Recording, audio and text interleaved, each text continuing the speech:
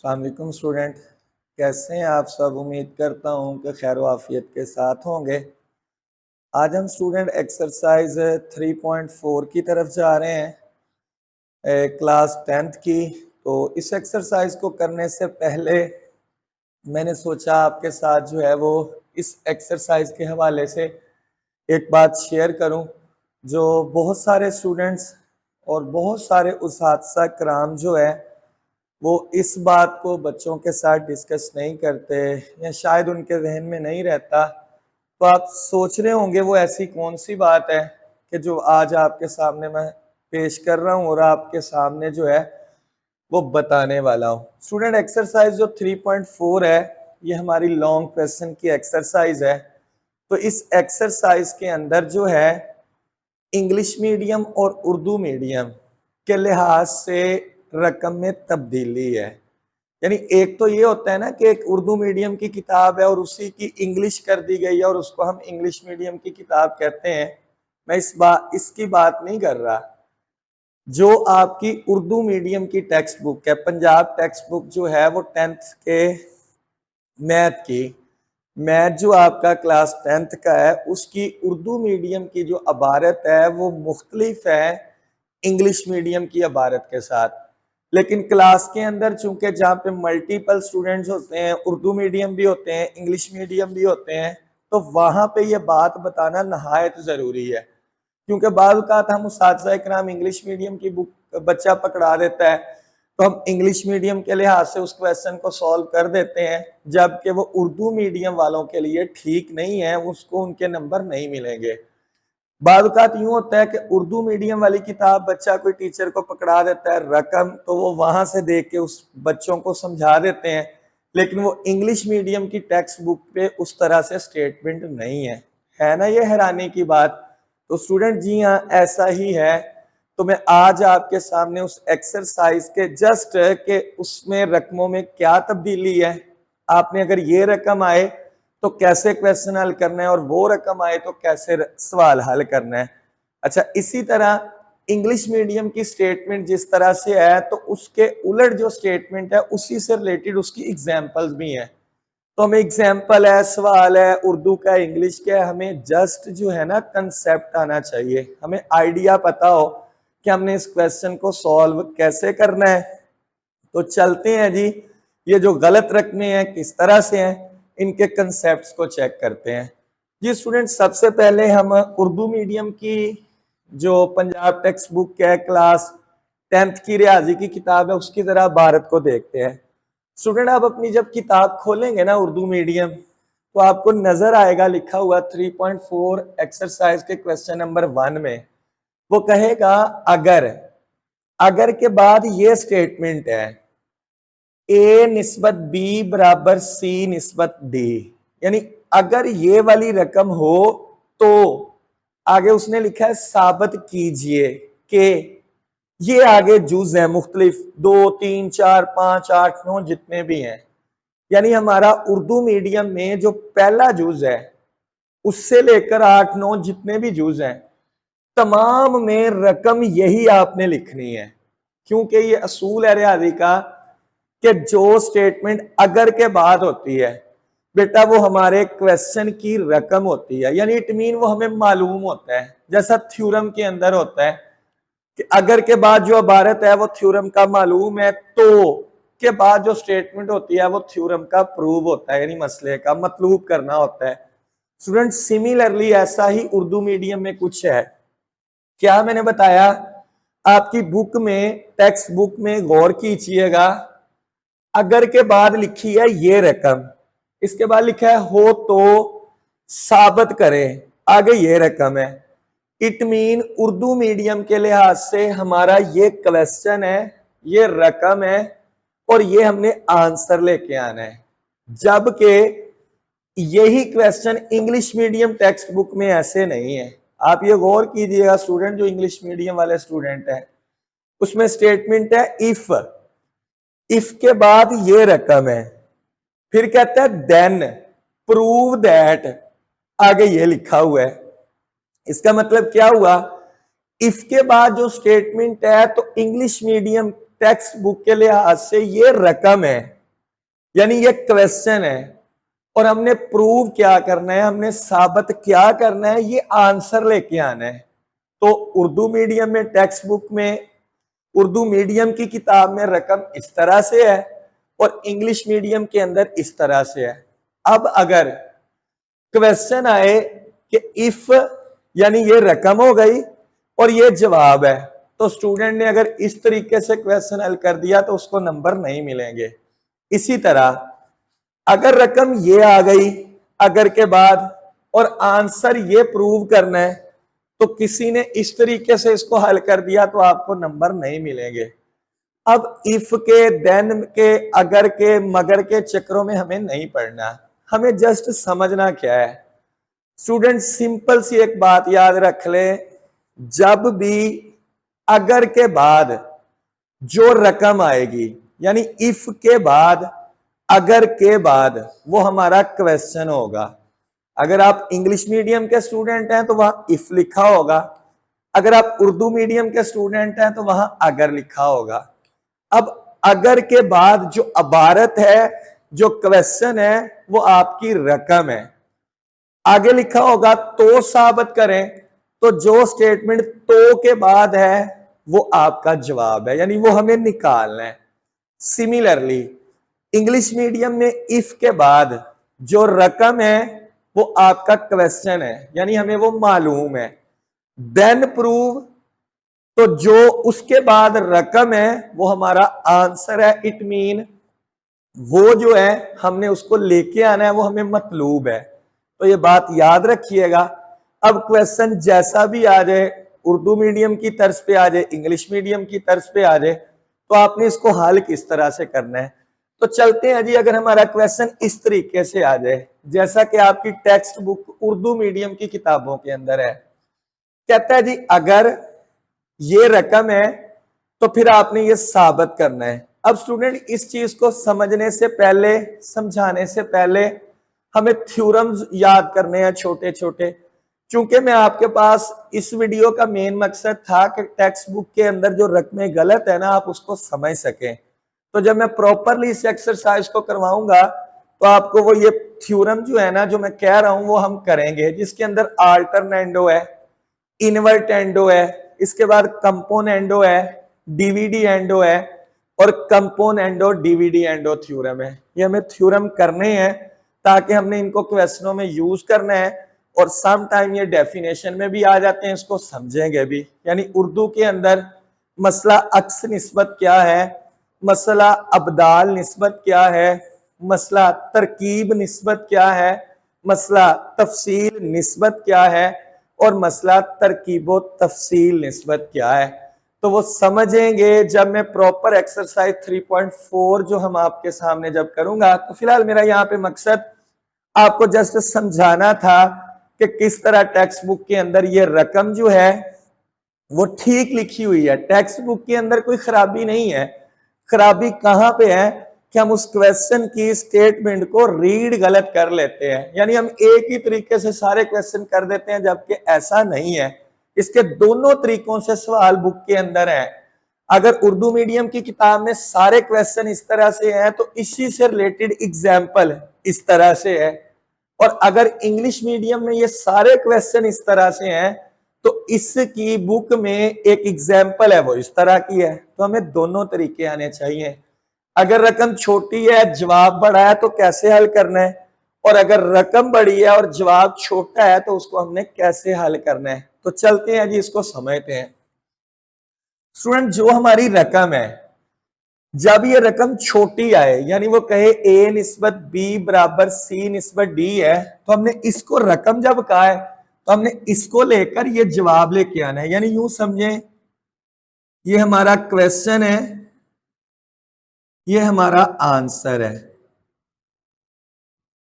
ठीक है, हमें ये आंसर चाहिए, ये रकम है।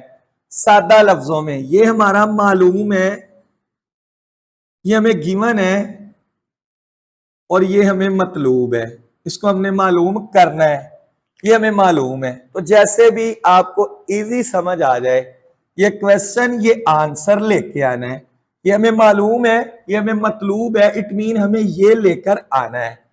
अब जो रकम है जो मालूम है वो क्या है जी, a बटा बी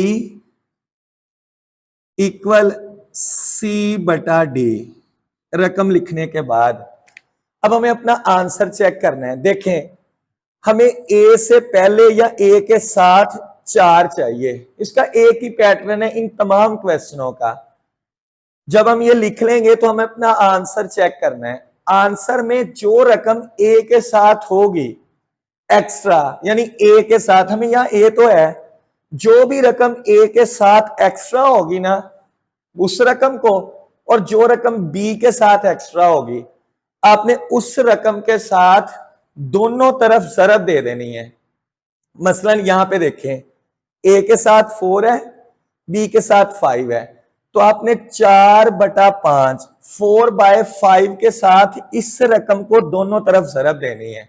अब अगर यहां होता ए स्क्वायर जमा बी स्क्वायर, तो ए तो था एक, वो स्क्वायर है, तो एक यहां पे है, स्क्वायर का मतलब हमें ए, यहां भी बी स्क्वायर होता तो एक रकम एक्स्ट्रा बी था, तो हम इसको a बटा बी के साथ जरब दे देते। यानी मैंने क्या बताया, हल करने के लिए ये रकम है, इसको पहले लिख लिया। जो रकम हमें क्वेश्चन जो हमने आंसर लेके आना है उसमें जो रकम ए से साथ एक्स्ट्रा लगी होगी जो भी, और बी के साथ, आपने उस रकम को चेक कर लेना है, उसको आपने दोनों तरफ जो है ना वो जरब दे देनी है। यानी इस क्वेश्चन में 4/5 से जरब दी। अब जरब दोनों तरफ देनी है। देनी क्यों है, क्योंकि मुझे ये आंसर लेके आना है। ए के साथ एक्स्ट्रा 4 चाहिए, बी के साथ 5, तो आप लिखें जी 4a ओवर 5b, क्योंकि 4/5 के साथ देनी है, 4c प्लस 4d। अब स्टूडेंट इसके ऊपर हमने लगाना है मसला तरकीबो तफसील निस्बत। अब वो क्या है, किस तरह से है, वो समझाऊंगा, लेकिन फिलहाल यहां पे मैं आपको वो करवा देता हूं। उसका ये होता है कि हमने पहले ऊपर वाली रकम लिखनी होती है, फिर प्लस नीचे वाली रकम लिखनी होती है, और बटे के अंदर ऊपर वाली रकम लिखनी होती है माइनस नीचे वाली रकम इज इक्वल टू, इधर भी 4c प्लस 4d और बटे में 4c माइनस, सॉरी 5 से जरब दी है यहां पे, तो यहां पे 5 है, यहां भी 5 है, और यहां भी आएगा 5d। यानी 4/5 से जरब दी है ना, तो 4a 5b 4c 5d। अब इस पे मसला तरकीबो तफसील लगाया, थ्योरम ऑफ कंपोनेंट और डिविडेंडो, इस पे तो गौर करेंगे। हमारा जो आंसर निकला है वो यही रकम है, तो क्या करना था, हमने ये आंसर लेके आना था, तो ये आ गया। अब यही क्वेश्चन इंग्लिश मीडियम से किस तरह से है। इंग्लिश मीडियम की आप टेक्स्ट बुक चेक कीजिएगा स्टूडेंट तवज्जो से। वो कहता है इफ मीन ये रकम है, अब देन प्रूव ये आंसर है। यानी हमारा ये क्वेश्चन है इंग्लिश मीडियम के लिहाज से, ये हमारा आंसर है। हमें ये आंसर निकालना है स्टूडेंट, ये हमारा मालूम है, मीन हमें गिवन है ये, और ये हमें मतलूब है, ये हमने प्रूव करना है। तो स्टूडेंट ये बात ख्याल रखनी है, गलती नहीं करनी। कई क्वेश्चन है इस तरीके से, आप उसको इसी तरीके से कर लो, नंबर नहीं मिलेंगे। क्वेश्चन है इस तरीके से, वो कर दो इस तरीके से, तो नंबर नहीं मिलेंगे। ये तवज्जो से समझना है। बस जो रकम इफ के बाद है ना वो आपका क्वेश्चन है, जो रकम अगर के बाद है वो आपका क्वेश्चन है। साबित करें कि वो आपने जवाब लेके आना है, प्रूव दैट वो आपने जवाब लेके आना है। अब यहां पे देखिए हमारी रकम है और ये आंसर लेके आना है जी। रकम क्या है जी, 4a plus 5b over 4a minus 5b, 4c plus 5d 4c Nafi 5D। जी स्टूडेंट, जब रकम आए बड़ी, यानी इसको याद रखने का तरीका, और आंसर लेके आना हो छोटा, तो आपने इस पे डायरेक्ट मसला तरकीबो तफसील लगाना है, यानी थ्योरम ऑफ कंपोनेंडो डिविडेंडो। तो लगाते हैं जी। ऊपर वाली रकम ये मैंने लिख दी, प्लस नीचे वाली रकम ये मैंने लिख दी। अब ऊपर वाली रकम माइनस नीचे वाली रकम, तो जब माइनस इससे ज़रब खाएगा इसको माइनस कर देगा, जब इससे ज़रब खाएगा तो इसको जमा कर देगा, इक्वल ऊपर वाली स्टूडेंट रकम प्लस नीचे वाली रकम, ऊपर वाली रकम माइनस नीचे वाली। जब माइनस दोनों से ज़रब खाएगा इसको -4C कर देगा, इसको प्लस कर देगा 5D। अब स्टूडेंट जो रकमें कटती हैं काट दे, ये इससे कट जाएगा, ये इससे कट जाएगा, इधर ये 5D इससे कट जाएगा, ये 4C इससे, 4A और 4A हो जाएगा 8A, बटे में आ जाएगा 10B, इक्वल हो जाएगा 8C बटे में 10D। अब स्टूडेंट ये 8 से 8 काट दें, ये 10 से 10 काट दें, तो बाकी बचा A बटा B इक्वल C बटा D। तो इसको हम लिख सकते हैं A ratio B equal C ratio D। तो देखें ये हमारा आंसर है। ये क्वेश्चन, ये आंसर, ये क्वेश्चन लिया, ये आंसर निकाल दिया, ये क्वेश्चन, ये आंसर, ये क्वेश्चन लिया, ये आंसर निकाल दिया। तो स्टूडेंट तवज्जो से इस सवाल को देखिएगा, पेपर के अंदर ये क्वेश्चन अगर आ जाए तो इंग्लिश मीडियम वालों ने अपनी स्टेटमेंट के लिहाज से करना है जैसे ये है, और उर्दू मीडियम वालों ने अपनी स्टेटमेंट के लिहाज से करना है जैसे ये है। लेकिन इंग्लिश मीडियम वाले ये ना समझे कि हमें इस तरह क्वेश्चन नहीं आएगा। स्टूडेंट चेक कीजिएगा अपनी टेक्स्ट बुक, आपके पास एग्जाम्पल इस फॉर्म में भी है, वो कहेगा इफ देन प्रूव दैट। इसी तरह उर्दू मीडियम वाले कहें हमने तो ये तरीका करना ही नहीं है, ये तो इंग्लिश मीडियम टेक्स्ट बुक है। स्टूडेंट ऐसा नहीं है, आपके पास भी उर्दू मीडियम में देखिएगा इस टाइप की एग्जाम्पल है, यानी वो कहेगा अगर ये रकम है तो साबित करें।